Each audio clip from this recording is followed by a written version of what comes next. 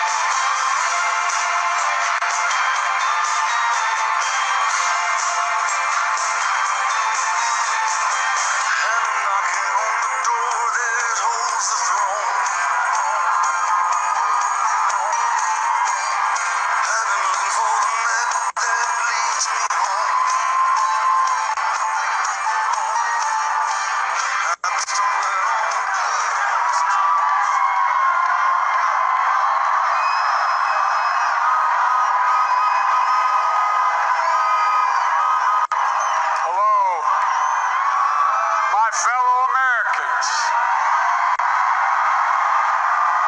and the people who brought me the dance, Delawareans. I see my buddy Senator Tom Carper down there, and I think Senator Coons is there, and I think the governor's around. Is that Ruth Ann? And that former Governor Ruth Ann Minner. Most importantly, my sisters-in-law and my sister Valerie. Anyway. Folks, the people of this nation have spoken.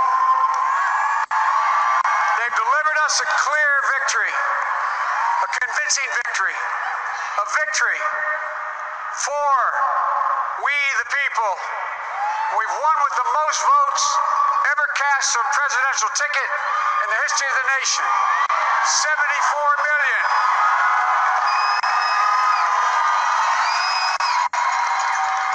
What I must admit has surprised me.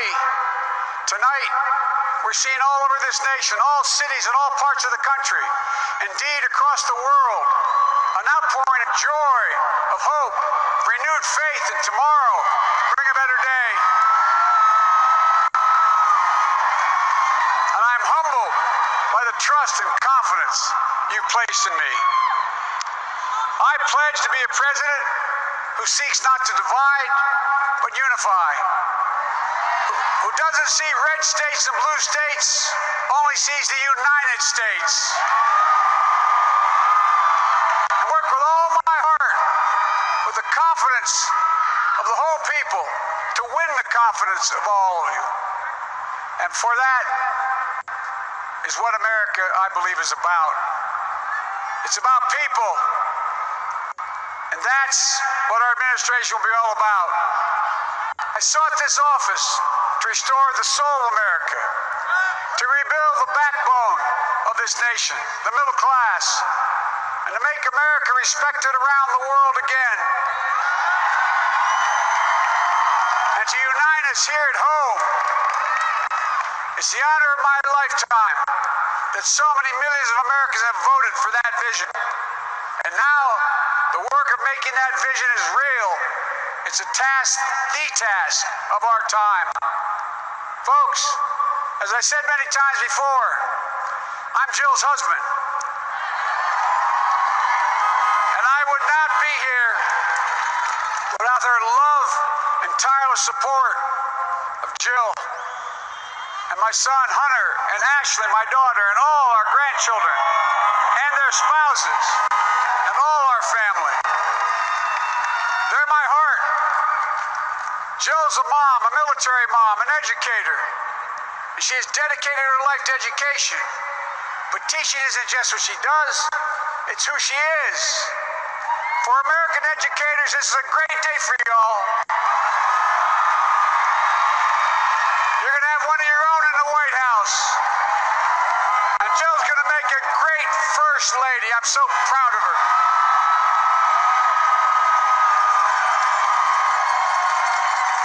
And I'll have the honor of serving with the fantastic Vice President you just heard from, Kamala Harris. course,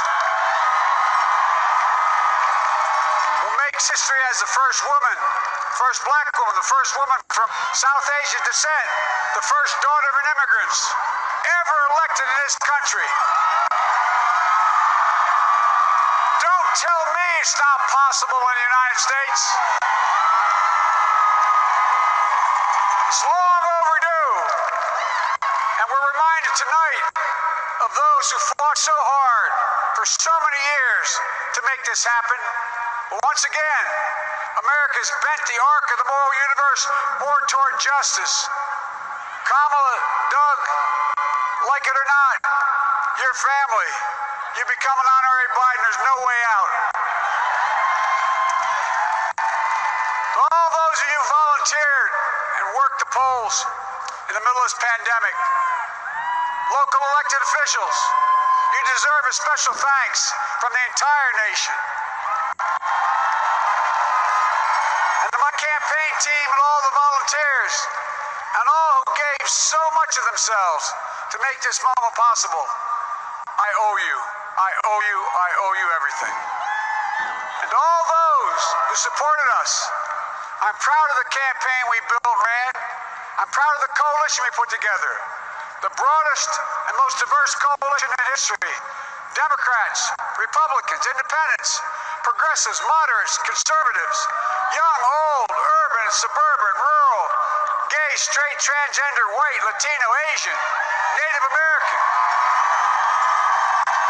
I made it, especially those moments, and especially those moments where this campaign was at its lowest ebb.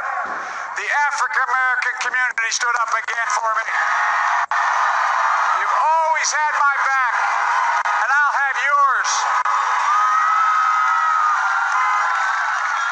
I said at the outset, I wanted to represent this campaign to represent and look like America.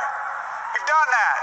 Now that's what I want the administration to look like and act like. For all those of you who voted for President Trump, I understand the disappointment tonight. I've lost a couple times myself, but now let's give each other a chance. It's time to put away the harsh rhetoric, lower the temperature, see each other again, listen to each other again. And to make progress, we have to stop treating our opponents as our enemies. They are not our enemies, they are Americans. They're Americans. The Bible tells us to everything there's a season, a time to build, a time to reap, and a time to sow, and a time to heal. This is the time to heal in America.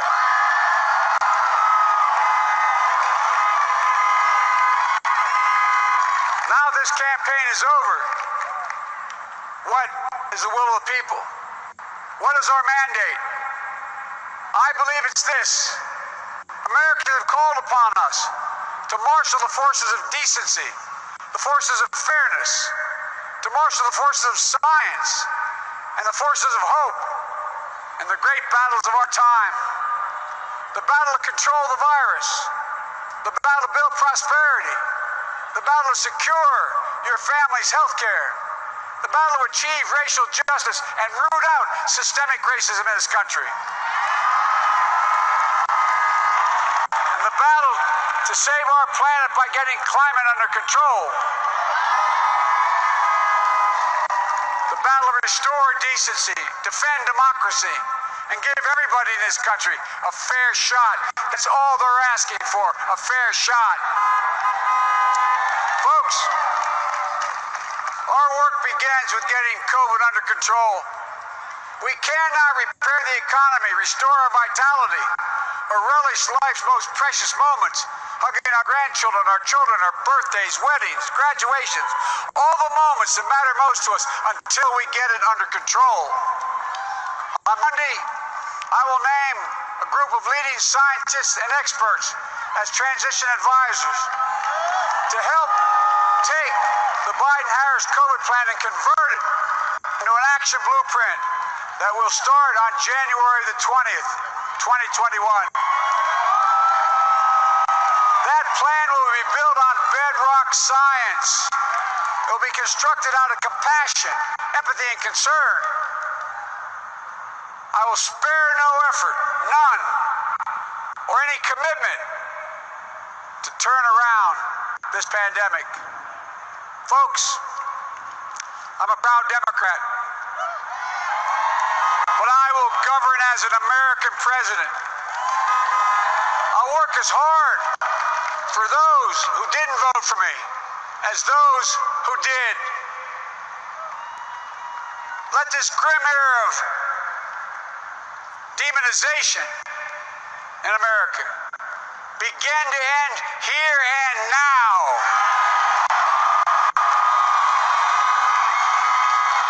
The refusal of Democrats and Republicans to cooperate with one another is not some mysterious force beyond our control. It's a decision, a choice we make. And if we can decide not to cooperate, then we can decide to cooperate.